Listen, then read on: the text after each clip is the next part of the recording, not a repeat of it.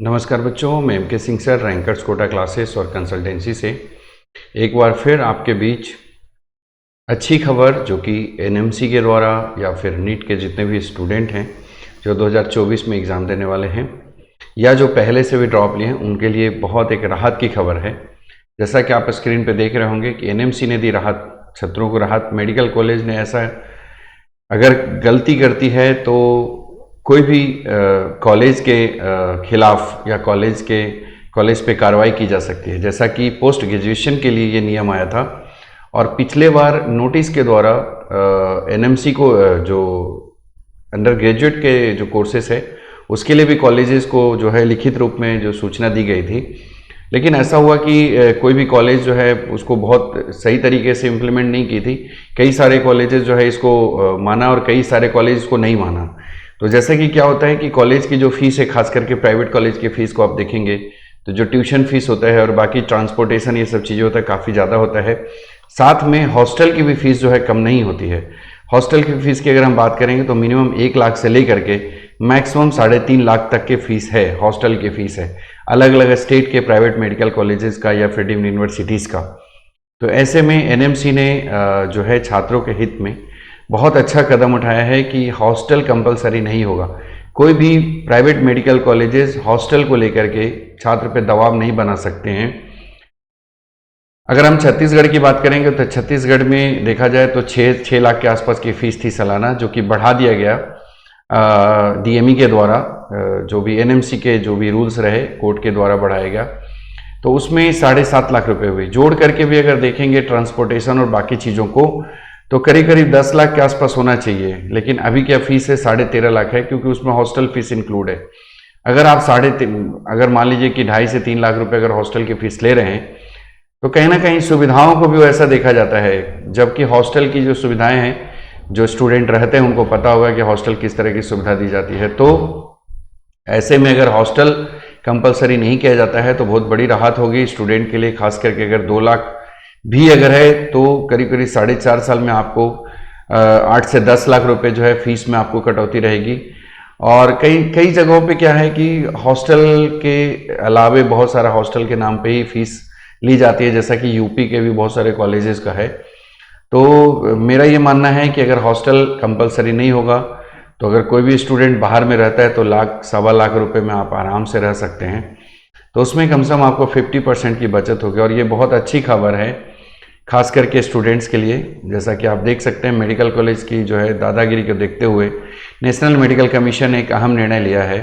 ये फैसला छात्रों के हित को देखते हुए लिया गया है। नेशनल मेडिकल कमीशन ने आदेश जारी कर कहा है कि मेडिकल कॉलेज पोस्ट ग्रेजुएट छात्रों को हॉस्टल की सुविधा दें, मगर वह उन पर यहाँ रहने के लिए दबाव न बना सकें। ऐसा लिखा हुआ है। छात्रों को हॉस्टल को लेकर के एक बहुत बड़ा बयान है जो कि ये लगा, तो मैंने आपके लिए ये जो है साझा किया और ये बहुत इम्पॉर्टेंट है। इसमें डॉक्टर्स का भी एक और भी समाचार है, तो ये बहुत इम्पॉर्टेंट है खास करके छात्रों के हित में, क्योंकि अगर हम डीम्ड यूनिवर्सिटीज़ की अगर बात करेंगे तो डीम्ड यूनिवर्सिटीज़ की फ़ीस जो है करीब करीब 15 लाख, 16 लाख, 20 लाख होता है। उसके बाद फिर हॉस्टल के चार्जेस जुड़ जाते हैं। हॉस्टल के चार्जेस 3 लाख, 3.5 लाख रुपए जुड़ जाते हैं। मतलब ये मान के चलें कि कम से कम 15-17 लाख रुपए एक्स्ट्रा हो जाते हैं। तो कहीं ना कहीं राहत होगा।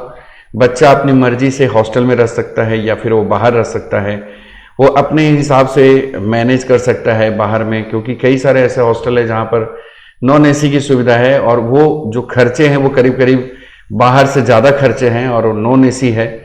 तो बच्चा बाहर रह करके नॉन एसी में, एसी के रूम में भी रह सकता है या गर्मी के हिसाब से कूलर की व्यवस्था कर सकता है और वो रह सकता है। तो इसके लिए अगर कोई भी बच्चे के लिए दबाव डाला जा रहा है तो आप एनएमसी का सहारा ले सकते हैं।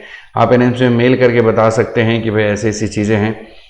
तो इसमें क्या है कि क्योंकि पढ़ाई बहुत महंगी हो गई है, अगर हम मेडिकल के कोर्सेज की बात करेंगे तो मिनिमम जो है, अगर हम कुछ स्टेट को छोड़ दें जैसा कि केरल है या फिर कर्नाटक के कुछ कॉलेजेस प्राइवेट के अगर छोड़ दें तो मिनिमम 60 लाख के आसपास की फीस जाती है।